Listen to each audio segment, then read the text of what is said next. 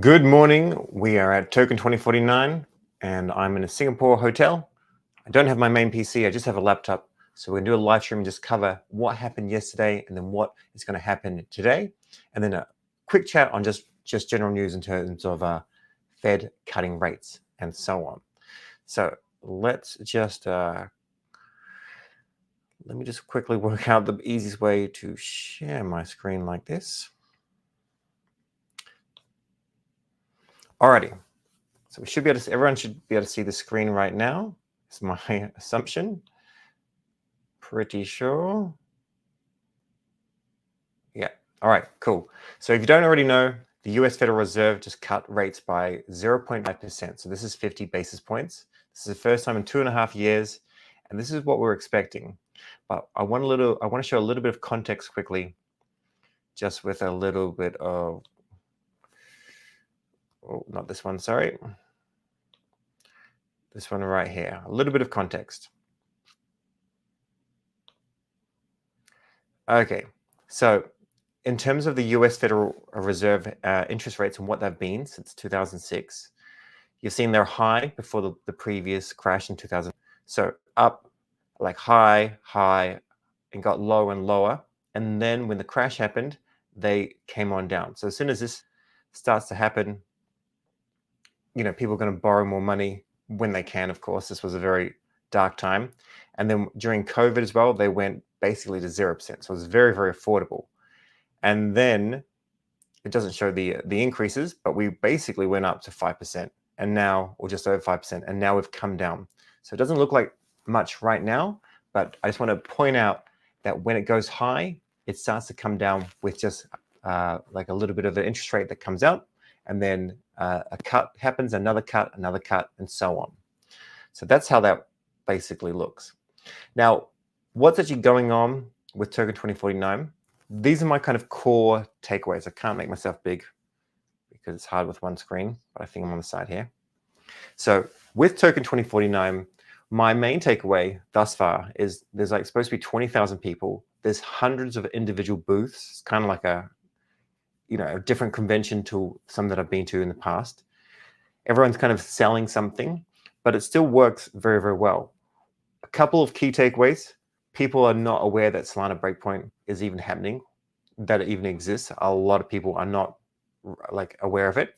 However, I think the media coverage and just people mentioning it will mean that next Breakpoint will be pretty sizable, even though that this one's already the biggest. Then the other thing is there's still a general consensus that I can see that there's no clear narratives formed, but I'm far more excited after some chats with different people on the fact that there is the AI or the deepen model moving forward. So there are a couple of things I want to mention just to put on your radar before we do more research into them. In general, this is pretty big, and I do think this will push the markets forward, just regardless. So this is what we'll be following today, and I don't know why. Well, let's go down to the bottom. Sorry. All right. We will do as many things as we can amongst the team. So first thing will be at 9:30. We're probably not going to make this, of course, but that's okay. DeFi is still the major player for sure. So anything related to DeFi we'll be covering. Any of these things that you are interested in, just put them below so we can put a bit of attention on that. Deepen, I've had this renewed interest in Deepen. Now I've spoken to someone. We went back and forward. It was a really good chat. And I essentially came away with the viewpoint that you just got to let these things cook. And this is one of the issues with YouTube is you mention something, it doesn't ship, or the token doesn't go up straight away, and everyone's mad in the comments. Not everyone, but a vocal minority that's large enough to kind of take control. So Deepen is still, I think, although it's not an organic narrative, I think it has proper use case, and I do want to put some attention to that. Then there's Nexus startup competition rounds, so into the final 8. So we want to follow all these things because probably all of these have enough potential. If someone's got to the final 8, they're already in an elevator pitch, they have some sort of product market fit. So keep an eye on these: Blink AI, Leverbet, and Battlebound. There'll be others, but the other three that we've got an idea on. Solana Mobile, if you don't know what the Solana Mobile, the second one is, you can go and pre-order this token. There is a link in below, but there's an update. So I have no idea when the actual snapshot was taken. Maybe you want to take a small risk and go and get one now as an update, because we'll be having Anatoly and Emrit just speaking about this next Solana Mobile device. Obviously, the first Solana Mobile device, the Saga, did very well lucratively in terms of the bonk airdrop and other ones. There's another Nexus final round. And then this is very important. If you aren't aware, Iggy was going to be doing a debate on the power of coins or something like that at Breakpoint. And she was going to do it in her own style. So there's going to be dances and whatnot. And then she put out a post we'll cover quickly in a second, but that's not happening at Breakpoint anymore. So she's going to be on the main stage with a few other people. Definitely keen to see what this is, because obviously this is where if you jumped into memes, you would have done very, very well. And then we have another Nexus final round, and then the final round here as well. So all these projects in the Nexus, we'll cover them, and we'll see which ones we think have value, even though they're not in any way related to Solana. Then we've got this one here, building the next superpower in Web3, Crossfire. Just something that's kind of marked onto our calendars. We have why Sol will flip ETH, which is relevant and kind of scary to even have that kind of topic at a Token2049 conference, which is essentially 99% EVMs. And, you know, most people haven't even heard of Solana, almost. Then we've got this one here, surfacing signal from noise, from research powerhouses, and the future of banking and payments, which pretty cool, and a few others. So we're going to go through these, and we will see what's like super valuable in terms of our viewpoints, and we'll go from there. Now, Solana Breakpoint, if you are going to Breakpoint, you can go and pick up your tickets today. So do that. Go grab from between 3 p.m. and 7 p.m. Singaporean time. You can pick up your badges and go to the welcome reception. This is at Suntec Stadium. It's very easy to find. It's got brilliant branding. It works really, really well. And then there's a Bonk for Pause fashion show kicking off at 4:20. Anyone that's actually in right now that's in Singapore, there is a Bonk treasure hunt on. I'm too jet lagged to have made it to the boat. That was kind of the first stage of it last night. So I don't know how it is all going to play out. We'll work it out and we'll put out a tweet. That's what we can do. Otherwise, if you've got any information, put it or link me in your tweets. That'd be great. So this is the thing that Iggy spoke about. She has another post where she, you know, that maybe it's up here. Basically, she requested to do something out of the box. I mean, this went viral, and it would have made it go very viral. You know, dances or whatever, twerking on someone, that kind of stuff. However, it didn't fit. I can understand why it said no. I guess the issue is she was told no with like 48 hours to go when it should have been a little bit beforehand. She's not having go at anyone. Everyone's still invited to the rodeo and whatnot. But either way, whether or not Mother will do well specifically, it kind of went up and then it's just dropped down 20% to see how it goes. Probably is worth maybe getting a little bit, not financial advice. But either way, she's on the right path in terms of actually lifting up some engagement. She's definitely the best out there that's really taken a community and trying to make it really relevant. The crypto heat maps here, things are all essentially green. Of course, you know, news of the basis of 0.5% as a cut, and just, I think, Token2049 in general. It is normally, you know, it's a pretty smart move. It could have gone the other way, but it wouldn't have, you know, based on the numbers. But before, even though these are small amounts, putting a long on before something like Token2049 can often work out well. I just didn't have a time, and I didn't want to do it. And then not kind of mention publicly that I was doing it. This is, I'll link this below at the end of this live stream, but Vitalik has a song about Ethereum, and it's cringe. It's properly cringe. It did go completely viral across numerous people. So, I mean, it's got the word out, but oh goodness, there's like there's things you do that are like good public relations and things you do that aren't, and that is hard. That is not what I think is to be expected. Kamino will be chatting at the Breakpoint, and this is a token that I'm very, very bullish on. And once again, I wanted to go and put a little long on. We're still in this kind of range. Sorry, what do we do there? We're still in this little range here. We're kind of like we're not at all-time highs or anything, but I'm still very bullish on this in case you want to grab some. And if it goes up, cool. If it doesn't, it's a long hold for me. But if it does go up like 20%, you may want to just go and cut a little bit of take a little bit of profit. Just, I feel like the news that's going to come out at Breakpoint and the fact that their market cap is still what I would deem really undervalued, this could do well. UpRock, just on the DPIN narrative, I don't have any information on them. Essentially, everyone knows my stance on UpRock. I've defended them hugely since the beginning of time. And as soon as they turn on, some way to generate revenue by selling that data, I think this could do really well, but they don't have that yet. The interesting point of going to Token2049 and speaking to people is sometimes it takes longer than what we expect, right? To ink a deal or whatever, it's not like a few months. It can be 6 months or 12 months. But if you have conviction in something this early, this is probably the lowest market cap out there that relates to AI and data and all that sort of stuff. Like in terms of one that's got like a $4 million VC round and whatnot. So at this point here, remember the VC's got it at 4 cents. It may be worth going and buying a little bit. I'm going to buy a couple of $100. Drift as well. This token's been doing very well, and I expect this market cap to be closer to what Kamino is going to chase. But I also think, and whether or not it's been priced in by being leaked or whatever, but it looks like Drift is going to build out a lot more products.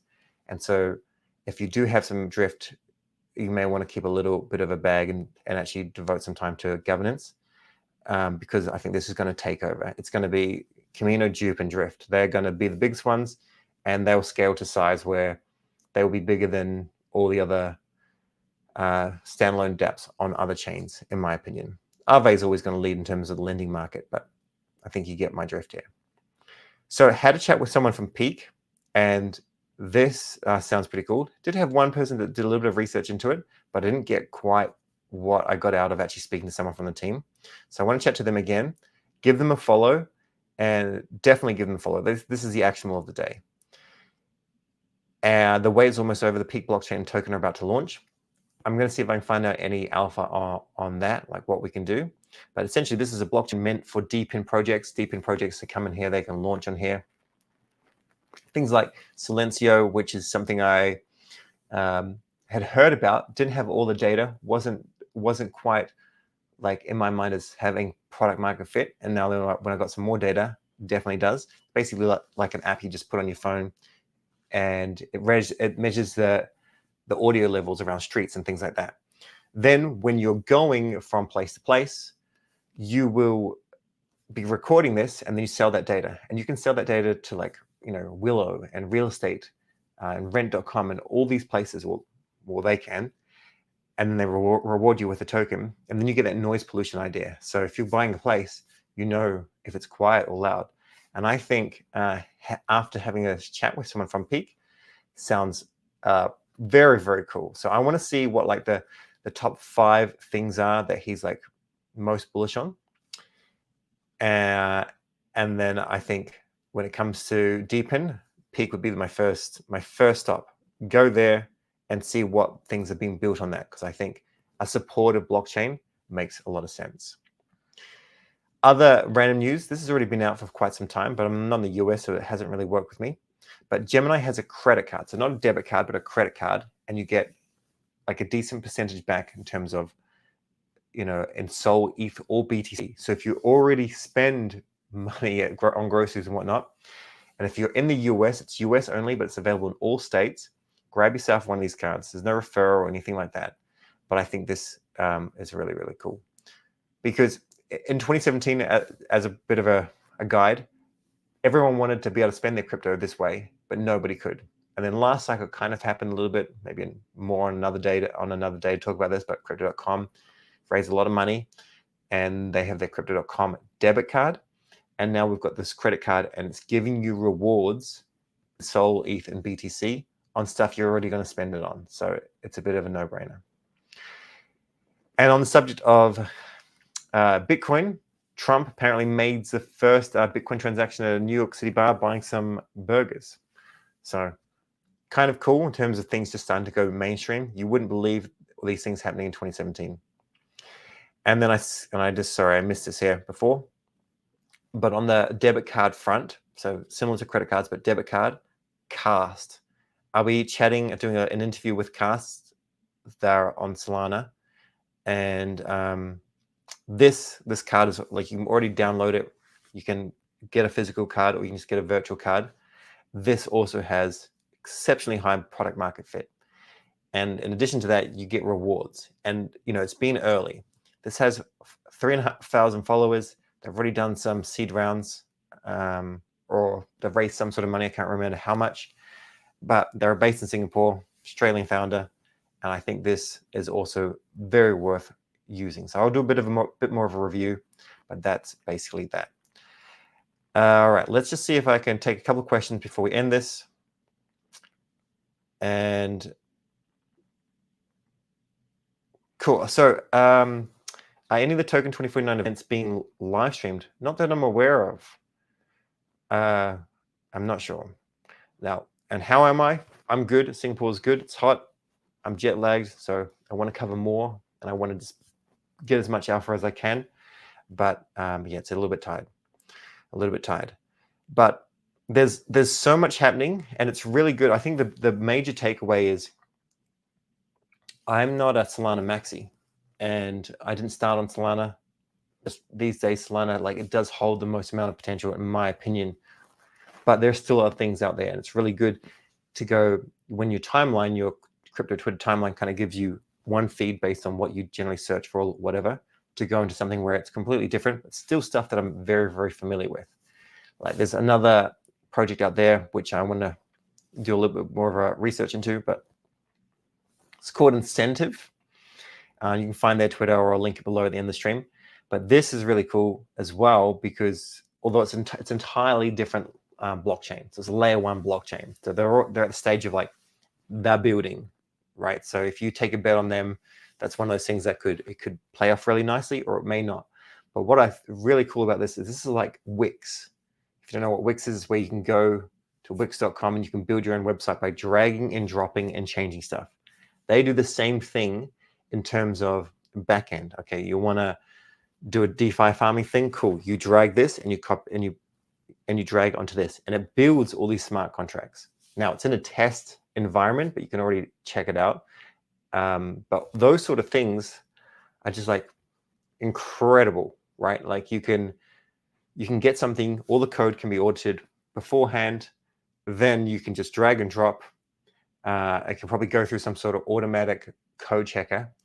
It can be open source from the get-go, because it's already, you're dragging and dropping it. There's no proprietary stuff necessarily. And I imagine there'll be proprietary stuff in the future somehow. But I'm just seeing a decent amount of, like, really cool projects building. I'm also impressed to see that there's stuff building that managed to raise some money when it's kind of been hard. Didn't see anything really on terms of NFTs, just for those that are really into NFTs. So I'm not, NFT season is very quiet. There was like an Azuki meetup or whatever, which had some bullish news or whatever. And of course, it's going to be the standalone things. But in general, what I'm seeing there mostly is just a big presence from exchanges. Your Bybit, your OKX, a lot of Chinese kind of exchanges, or Chinese-owned exchanges. They might not necessarily exist in China. BingX and whatnot. I see them there with a huge amount of presence, which is good, but I do see more competition to try and pull people onto the blockchain.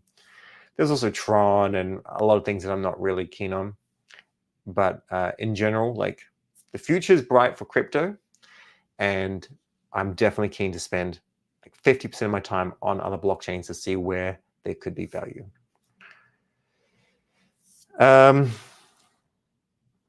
Cool. Well, that's all I have right now to talk about.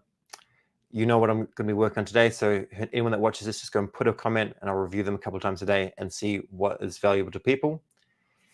And yeah, I don't know about Silencio in terms of like what are they recording. I'm assuming they're recording everything. So good point. We'll have to put a little bit of attention onto that before we start using it. Finally, what are the details of the next active staking rewards Jupiter vote? There's a question there. I'm unsure. I'm hoping it's not while we're in Singapore, because I don't expect a lot of people to travel with their ledgers, and that would probably be the case. Cool. Thanks for joining. Put in questions below. We'll also start to do more TLDRs of stuff we watch, and we'll just tweet it out. So make sure you're watching on Twitter as well. Cheers.